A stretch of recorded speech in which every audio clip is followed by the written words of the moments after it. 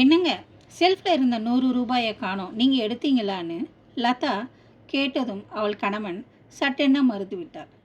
அப்போது நம்ம வீட்டு வேலைக்காரி முத்தம்மா தான் எடுத்துருக்கணும் என்று லதா பட்டென சொல்லிட்டா. நம்ம வீட்டில் 20 வருஷமாக வேலை செய்கிறா. ஒரு வேலை எடுத்தாலும் அவளுக்கு என்ன அவசர செலவோ பிரச்சனையோ பெருசு பண்ணாமல் விட்டுடு என்று மனைவியுடன் கேட்டுக்கொண்டான் கணேசன். இப்படி தான் 2 வாரத்துக்கு முன்னாடி டிவி மேலே 200 ரூபாயை வச்சேன், அதுவும் காணாமல் போச்சு. இப்படியே போனால் எதில் போய் முடியுமோ என்று எரிச்சல் ஆனாள் லதா. அன்று மாலை முத்தம்மா கணேசனிடம், இன்றோடு ஐயா நான் வேலையிலிருந்து நின்றுக்கிறேன், நாளையிலிருந்து நான் வரமாட்டேன் அப்படின்னு சொல்கிறார். படபடப்புடன் கணேசன் முத்தம்மாவிடம், ஏன் வேலையை விட்டு நிற்கிற, உனக்கு என்ன குறை இங்கே அப்படின்னு கேட்குறார். காலையில் நீங்கள் அம்மாவிடம் பேசியதை நான் கேட்டேன், உனக்கு உண்மையில் நம்பிக்கை இல்லையா, இப்படி விசுவாசம் இல்லாமல் பேசுகிறியே அப்படின்னு கேட்குறார்.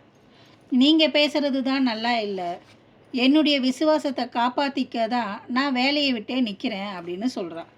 முத்தம்மா சொன்னதும் கணேசன் குற்ற உணர்வு எட்டி பார்த்து அதை வெளியே காட்டாமல், முத்தம்மா என்ன சொல்கிற நீ அப்படின்னு கேட்குறார்.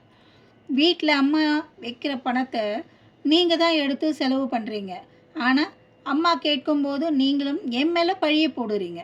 பாவம் ஒரு இடம், பழி ஒரு இடம், என்னால் இந்த பழியெல்லாம் சுமந்துக்கிட்டு இங்கே இருக்க முடியாது அப்படின்னு முத்தம்மா சொல்லி முடித்ததும் கணேசன் அவமானத்தால் தலை குனிந்தான். இருவரும் பேசுவதை கேட்ட லதா தான் சந்தேகப்பட்டது தவறு என்பதை பார்வையால் முத்தம்மாளுக்கு புரிய வைத்தார். Thank you friends.